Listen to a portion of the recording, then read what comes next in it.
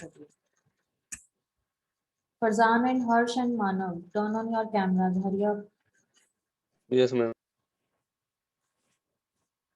हाँ जी, तो क्लास आपको मैंने एक वीडियो भेजी थी जिसमें हमने सेकंड चैप्टर कवर किया था, जिसमें टाइप्स ऑफ इलेक्ट्रॉड्स के बारे में बात की थी।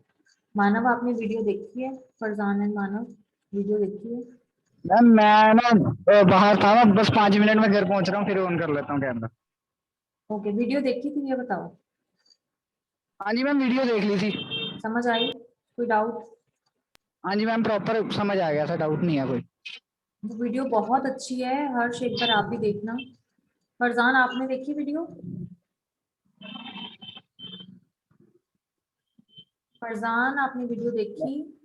हाँ जी नहीं, मैंने पूरी नहीं देखी थी, थोड़ी सी देखी थी। बेटा, वो इम्पोर्टेंट टॉपिक है, इम्पोर्टेंट वीडियो है और बहुत अच्छे से एक्सप्लेन किया हुआ है, इसलिए उसको जल्दी देख लीजिए। ठीक है, तो नेक्स्ट टॉपिक हम ओके स्टार्ट मैम। करते हैं, that is electrodes used for ECG और ईईजी। अब ईसीजी और ईईजी के लिए हम कौन कौन सी जो इलेक्ट्रॉड्स हैं वो यूज करते हैं। जब हमने ईसीजी मशीन यूज करनी है तो उसके लिए हमारे डिफरेंट इलेक्ट्रॉड्स होती हैं, और जब हमने ईईजी यूज करनी है उसके लिए डिफरेंट इलेक्ट्रॉड्स होती है। फरजान, आप कैमरा ऑन करो। सबसे पहले हम बात करते हैं कि हमारी ईसीजी मशीन के लिए कौन कौन सी जो है वो इलेक्ट्रॉड्स यूज हो रही हैं। Let Farzan come. Farzan, turn on your camera please. Okay, जो ईसीजी के लिए हम इलेक्ट्रॉड्स यूज कर रहे हैं वो इलेक्ट्रॉड्स की शेप और साइज डिफरेंट हो सकता है। तो ईसीजी मशीन जो है वो बहुत ज़्यादा एडवांसमेंट हो चुकी है उसमें।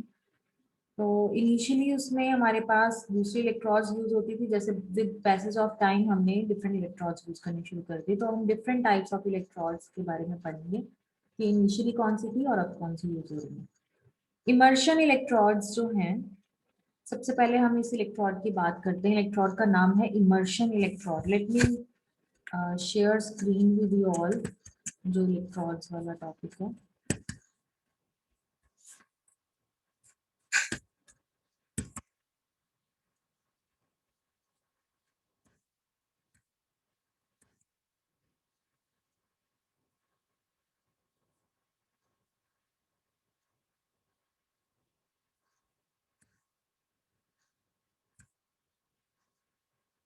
आई थिंक ये पिक्चर मुझे शेयर करनी है, मैं भी भेज रही हूँ आपको पिक्चर।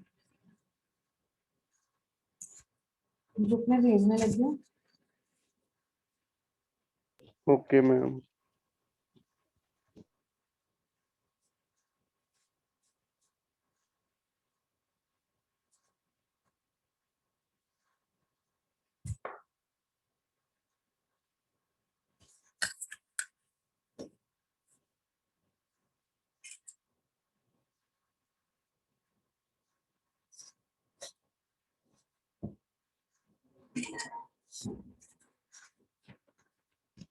मानव, इस पूरे की यहाँ आप इस पूरे जो मेडिकल इलेक्ट्रॉनिक्स के मैंने जितनी पिक्चर्स भेजी हैं इसका एक पीडीएफ बना लो। सेकेंड ईयर को मैं जो ओके मैम। पिक्चर्स भेजती हूँ वो साथ साथ पीडीएफ बना लेते हैं और उनकी पूरी बुक तैयार हो जाएगी। अब चाहे वो बुक खरीदें या ना खरीदें उसकी जरूरत नहीं पड़ेगी शायद उनको। आप भी साथ साथ पीडीएफ बना लो, आपको इजी हो जाएगा। ठीक है मैम।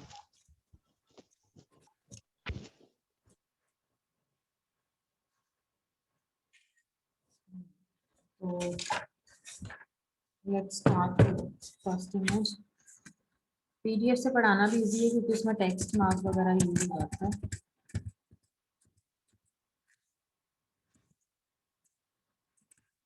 मैं स्क्रीन शेयर कर रही हूँ।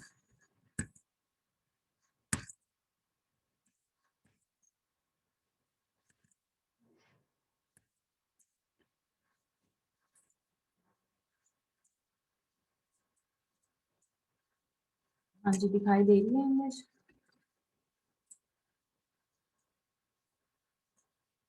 अभी नहीं मैम।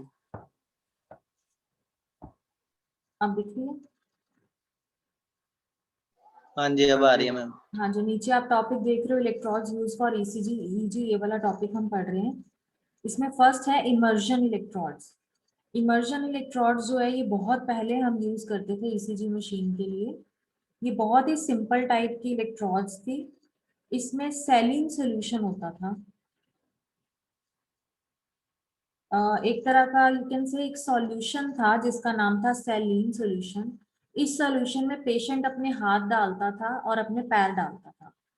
हाथ और पैर इस सॉल्यूशन पे जब वो डालता था तो उसकी जो ईसीजी की रेटिंग थी, मेजरमेंट थी, वो सारी की सारी स्क्रीन के ऊपर आ जाती थी। तो इसमें क्या था कि ये जो इलेक्ट्रोड्स थी वो एक सॉल्यूशन में जैसे हमने डाली है, सॉल्यूशन में पैर और हाथ डाल लिया तो उसकी जो वैल्यूज थी वो आ जाती थी।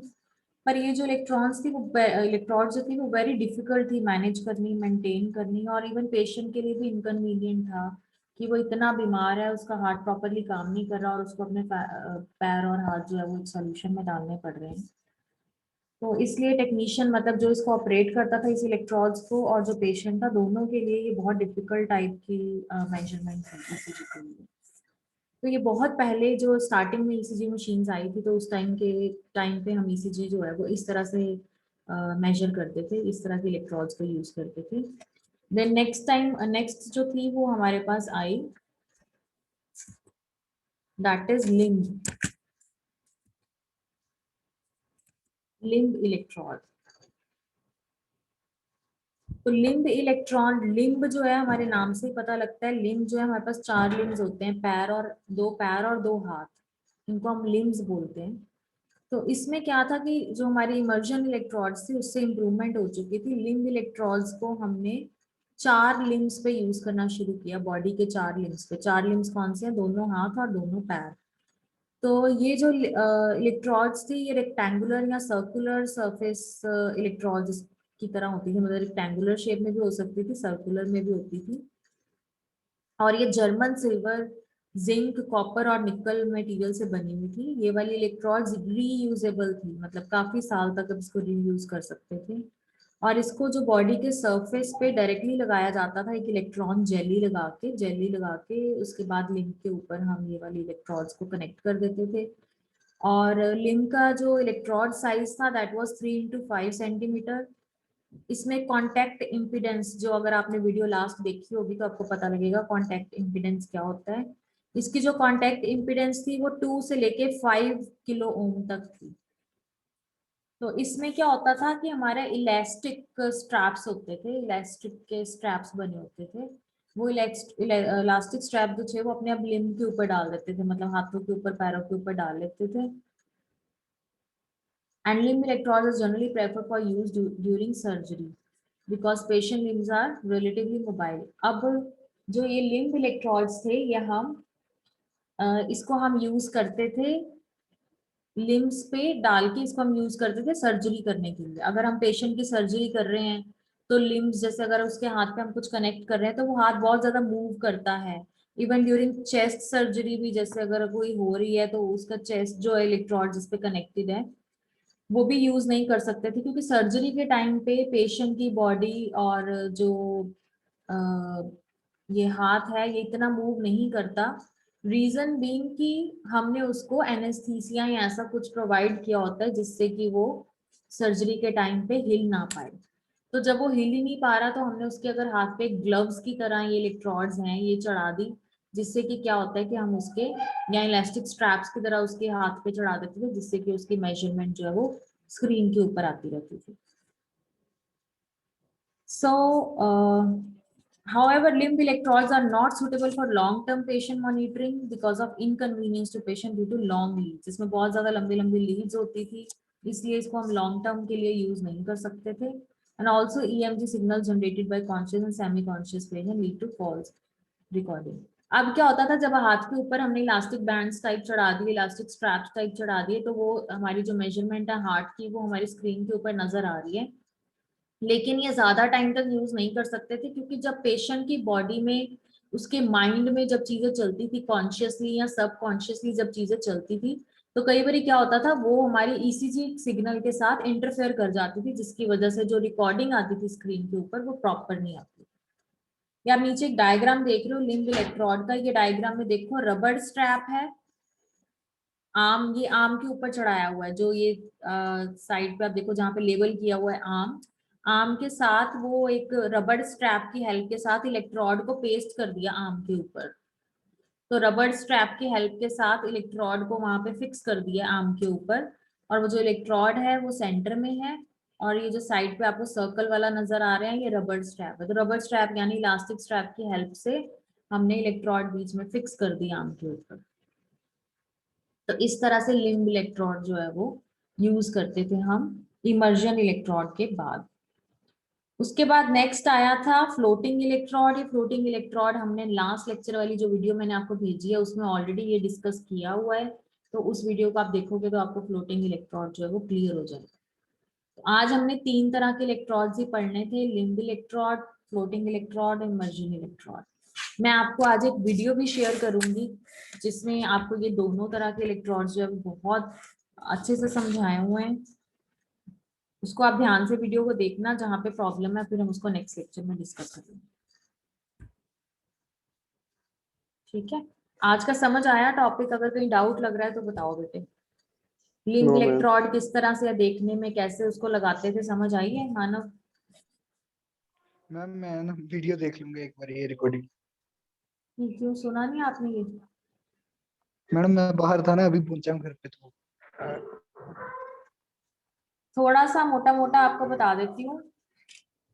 हमने आज ईसीजी के फ्लोटिंग इलेक्ट्रोड, इलेक्ट्रोड वगैरह पढ़े थे मैम, मैंने मैम हाँ अपनी वीडियो फ्लोटिंग में सुना इलेक्ट्रोड तो हुआ सेम है। देखा था, वो समझ आ गया। आज हमने 2 वो तरह के समझ आ गया। इलेक्ट्रोड पढ़े हैं, एक इमर्जन इलेक्ट्रोड और एक लिम्ब इलेक्ट्रोड। आज हमने वो इलेक्ट्रोड्स पढ़े हैं जो ईसीजी के लिए, ईसीजी रीडिंग के लिए, हार्ट के मॉनिटरिंग के लिए हम यूज करते हैं। तो वो है इमर्जन इलेक्ट्रोड। इमर्जन इलेक्ट्रोड में क्या होता था, सबसे पहले एक हमारे पास सैलीन सोल्यूशन होता था, वो सोल्यूशन एज इलेक्ट्रोड काम करता था। वो सॉल्यूशन में क्या होता था, आप अपने पैर और हाथ डाल देते थे वो सॉल्यूशन के अंदर, और पैर और हाथ जब आप डाल देते थे तो वो टेक्नीशियन एक होता था, वो रीडिंग नोट करता था कि आपकी हार्ट की जो रीडिंग्स हैं वो सॉल्यूशन में क्या आ रही है, क्योंकि वो सॉल्यूशन जो था वो कंडक्टिव सॉल्यूशन होता था, तो उसके थ्रू आपकी रीडिंग ली जाती थी। ये सबसे पुराना मेथड था ईसीजी के लिए। उसके बाद आया method limb electrode. Limb electrode में क्या किया, with the help of rubber band, rubber band की हेल्प से एक इलेक्ट्रोड आपकी आर्म के ऊपर या हाथ के ऊपर फिक्स कर दी लिम्ब्स के साथ। 4 तरह के लिम्ब है आपके, हाथ, दोनों हाथों को भी लिम्ब बोलते हैं, पैरों को भी लिम्ब बोलते हैं। तो चारों के साथ आपकी वो रबर बैंड की हेल्प के साथ इलेक्ट्रोड बांध देते थे, और वो इलेक्ट्रोड बांधने से जो है वो रीडिंग आपकी स्क्रीन के ऊपर आ जाती थी। अब उसमें क्या होता था, अब जब आपके, वो कब कामयाब है, जब आपका हाथ या पैर ज्यादा मूव नहीं कर रहा तब आप वो रीडिंग ले सकते हो। यानी कि सर्जरी के टाइम पे जब आप बेहोश हो या आपको एनेस्थीसिया दिया हुआ या उस टाइम आप नहीं मूव कर रहे ज्यादा अपने हाथ और पैर, उस टाइम पे ये वाली इलेक्ट्रोड आपकी बॉडी के साथ लगा देते थे और रीडिंग नोट कर लेते थे, ताकि सर्जरी के टाइम पता लगता रहे आपकी हार्ट की मॉनिटरिंग किस तरह से हो रही है।